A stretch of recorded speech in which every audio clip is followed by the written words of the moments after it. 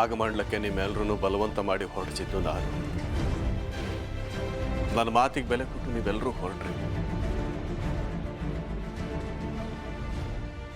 ಆದರೆ ದಾರಿನಲ್ಲಾದ ಕಹಿ ಘಟನೆಗೆ ಮತ್ತೆ ಅದರಿಂದಾಗಿ ನಾಗಮಂಡಲದಲ್ಲಿ ಸಮಾಧಾನದಿಂದ ನಿಮ್ಮ ಯಾರಿಗೂ ಪೂಜೆ ಪುನಸ್ಕಾರ ಮಾಡೋಕ್ಕಾಗದೇ ಇದ್ದಿದ್ದಕ್ಕೆ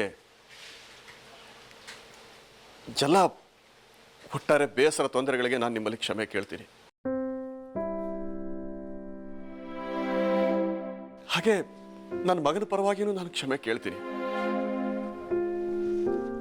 ದಯವಿಟ್ಟು ನೀವೆಲ್ಲರೂ ಇದೊಂದು ಸಲ ನನ್ನ ಮಗನ ದಣಿಗಳೇ, ನಿಮ್ಮ ಕೈ ಮುಗಿತೀನಿ. ಹೀಗೆಲ್ಲ ಮಾತಾಡಿದ್ರೆ ನಮಗೆ ಸಂಕಟ ಆಗುತ್ತೆ. ಈ ಮನೇಲಿ ಯಾವತ್ತಿನೂ ತಲೆ ತೆಗೆಸ್ಬಾರ್ದು. ಯಾಕೆ ಈ ಥರ ಕ್ಷಮೆ ಕೇಳಿ ನಮಗೆಲ್ಲ ಮುಜುಗರ ತರಿಸ್ತಾ ಇದ್ದೀರಾ? ಅಂಥದ್ದೇನಾಯ್ತು ಇವಾಗ? ದಣಿಗಳೇ, ಬೋನ ಹೇಳ್ತಿದ್ದು ಸರಿ ಇತ್ತು. ನೀವು ಎಂತಕ್ಕೆ ನಮಗೆ ಕ್ಷಮೆ ಕೇಳ್ಬೇಕ? ನಾವೆಂತ ಮನೆಯವರಲ್ದ, ಹೊರಗಿನವ್ರ? ಆ ಪಟೇಲನ ನೀಚ್ ಬುದ್ಧಿ ಅಂತ ಗೊತ್ತಿಲ್ದ? ಚಿಕ್ಕ ದಣಿಗಳಿಗೆ ಅವ ಹಿಂಗೆ ಅಂತ ಗೊತ್ತಿದ್ದಿದ್ರೆ ಹಿಂಗೆ ಮಾಡ್ತಿದ್ರ? ಎಲ್ಕಾಣಿ, ನೀವು ಎಂತೆಂತಕ್ಕೋ ತಲೆ ಹಾಳು ಮಾಡ್ಕೊಳ್ಳೋದು ಬ್ಯಾಡಿ.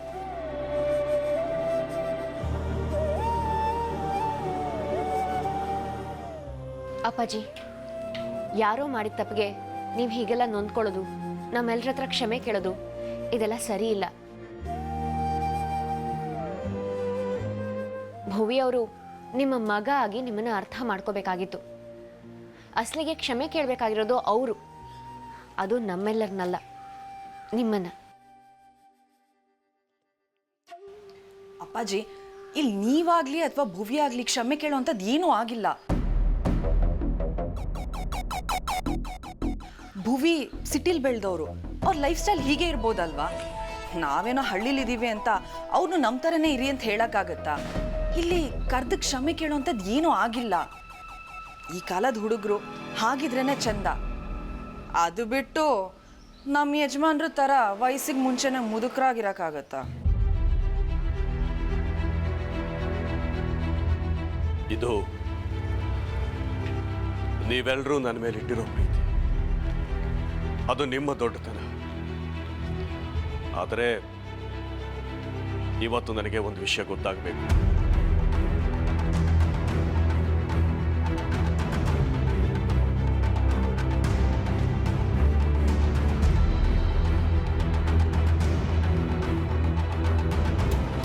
ಚಿಕ್ಕ ದಣಿಗಳ ಮಿಕ್ಕ ವಿಚಾರ ಎಂಥರ ಇರಲಿ, ಆದರೆ ಹೆಣ್ಣು ಮಕ್ಕಳು ವಿಚಾರದಲ್ಲಿ ಒಂಚೂರು ಅಲ್ಲ, ಒಂದು ಮದುವೆ ಮಾಡಿ ಎಲ್ಲ ಸಮಾಪ್ತ. ದಣಿಗಳೇ, ನೀವು ಯಾವ ಮಾತನ್ನು ತಲೆಗೆ ಹಾಕೋಬಿಡಿ. ಈ ಮನೇಲಿ ಎಲ್ಲವೂ ಸರಿಯಾಗಿದೆ, ಚಿಕ್ಕ ದಣಿಗಳು ಸರಿಯಾಗಿದ್ದಾರೆ. ಅಲ್ಲ, ಬಂದ ಕೂಡಲೇ ಎಲ್ಲ ನಮಗೆ ಬೇಕಾದಾಗಿರ್ಬೇಕು ಅಂತ ಕೇಳ್ಕೊಳ್ಳೋದು ಎಷ್ಟು ಸರಿ? ಅವ್ರ ಜೊತೆ ನಾವು ಅನುಸರಿಸ್ಕೊಂಡು ಹೋಗ್ಬೇಕು.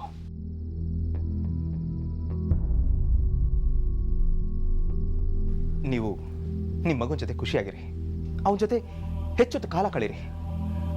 ಅವ್ರಿಗೆ ನಿಮ್ಮ ಪ್ರೀತಿ ಸಿಕ್ಕಿದ್ರೆ ತಾನಾಗೆ ಸರಿ ಹೋಗ್ತಾನೆ. ಭುವನ್, ನೀವೇ ಹೀಗೆ ಹೇಳಿದ್ರೆ ಹೇಗೆ ಹೇಳಿ? ಇದು ಅಪ್ಪಾಜಿ ಮಾನ, ಮರ್ಯಾದೆ, ಘನತೆ, ಗೌರವದ ಪ್ರಶ್ನೆ. ಇಷ್ಟು ದಿನ ಇದ್ದು ಮರ್ಯಾದೆ ಮಗ ಬಂದ ಮೇಲೆ ಊರಲ್ಲೆಲ್ಲ ತಲೆ ತಗ್ಸ್ಕೊಂಡು ತಿರುಗಾಡೋ ಹಾಗಾಗ್ಬಾರ್ದು ಅಲ್ವಾ? ಗಿಡವಾಗಿ ಬಗ್ಗದ್ದು ಮರವಾಗಿ ಬಗ್ಗಿತ್ತೆ ಅನ್ನೋ ಮಾತೇ ಇಲ್ವಾ? ಹೀಗೆ ಬಿಟ್ರೆ ಮುಂದೆ ಇನ್ನೂ ಜಾಸ್ತಿ ಕಷ್ಟ ಆಗಿ ಅನರ್ಥಗಳಾಗತ್ತಷ್ಟೇ. ಶ್ರದ್ಧಾ ಮೇಡಮ್, ನನ್ನ ಗಂಡಂಗ್ ಬುದ್ಧಿ ಹೇಳೋ ಬದಲು ಚಿಕ್ಕದಣಿಗಳಿಗೆ ಬೆರಳು ತೋರ್ಸೋಕ್ಕಿಂತ ಮುಂಚೆ ನೀವು ಸರಿಗಿದ್ದೀರಾ ಅದನ್ನ ನೋಡ್ಕೊಳ್ಳಿ. ಈ ಮನೆಯಲ್ಲಿ ನಿಮ್ಮಿಂದ 1000 ಟೆನ್ಷನ್ಸ್ಗಳಾಗ್ತಿದೆ, ಚಿಕ್ಕದಣಿಗಳಿಂದ ಅಲ್ಲ. ಊರ್ಮಿಳಾ, ಭುವನ್, ನಿಮ್ಮ ಪ್ರೀತಿ ನನಗೆ ಅರ್ಥ ಆಗುತ್ತೆ. ಆದರೆ ನನಗೆ ಬೇಕಾಗಿರೋದು ನನ್ನ ಮಗ ಎಲ್ಲರ ಮನಸ್ಸಿನಲ್ಲೂ ಒಬ್ಬ ಒಳ್ಳೆ ವ್ಯಕ್ತಿಯಾಗಿ ನಿಲ್ಲಬೇಕು ಅಂತ.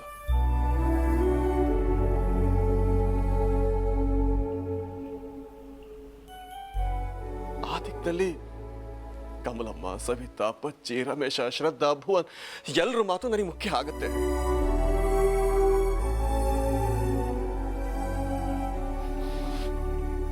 ಖಂಡಿತ ಸ್ವಲ್ಪ ದಿವಸದಲ್ಲೇ ನಿಮ್ಮೆಲ್ಲರ ಮುಂದೆ ನನ್ನ ಮಗ ಭುವಿ ಒಬ್ಬ ಒಳ್ಳೆ ವ್ಯಕ್ತಿಯಾಗಿ ನಿಲ್ತಾನೆ.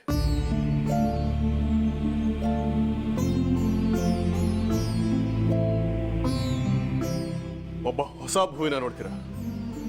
ನನ್ನ ಮಗನ ಬಗ್ಗೆ ನಾನು ಭರವಸೆ ಕೊಡ್ತೀನಿ ನಿಮಗೆ. ಮುಗಿತಾ ಇಲ್ಲ? ದುಶ್ಮನ್ಗಳು ಎಲ್ಲಿದ್ದಾರೆ ಅಂದ್ರೆ ಜಗ್ಲಿ ಮೇಲೆ ಕೂತಿದ್ದಾರೆ. ಅಬ್ಬಾ ನಮ್ಮಪ್ಪ ಏನೋ ಕೇಳ್ತಿದ್ದಾರೆ ಅಂದ್ರೆ ಅದನ್ನೇ ಕಾಯ್ಕೊಂಡು ಕೂತವ್ರೆ, ಕಲ್ ಮೇಲೆ ಕಲೆ ತಾಕ್ತಿದಾರೆ. ಶಬಾಷ್.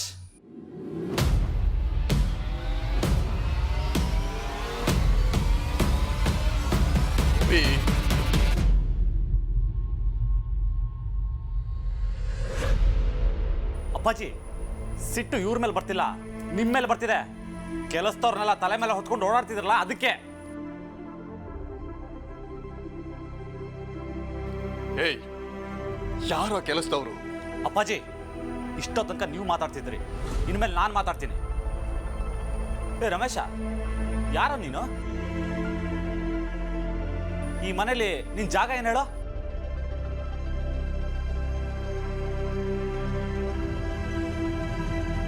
ಅಪ್ಪ ಮಗನ ಮಧ್ಯೆ ತಂದಿಡ್ತೀಯ?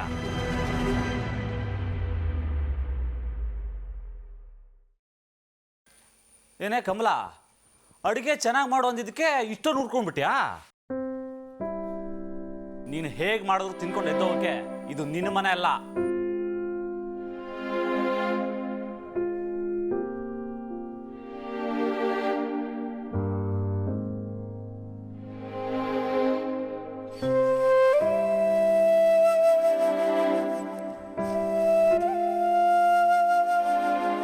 ಭುವಿ,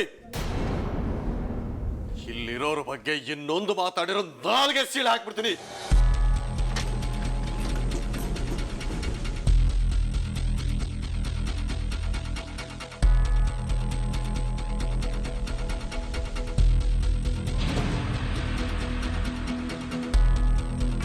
ಹೋಗೋ ಆಚೆ.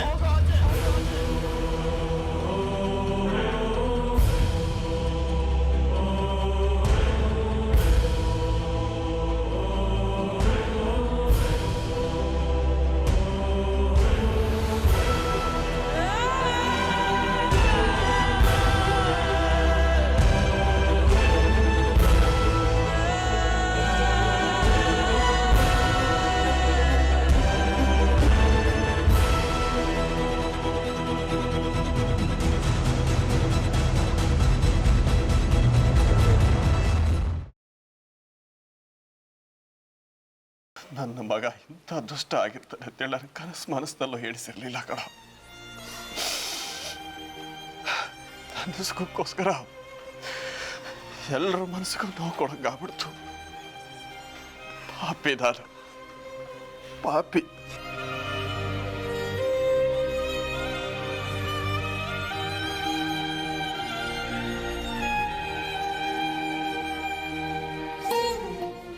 ದಣಿಗಳ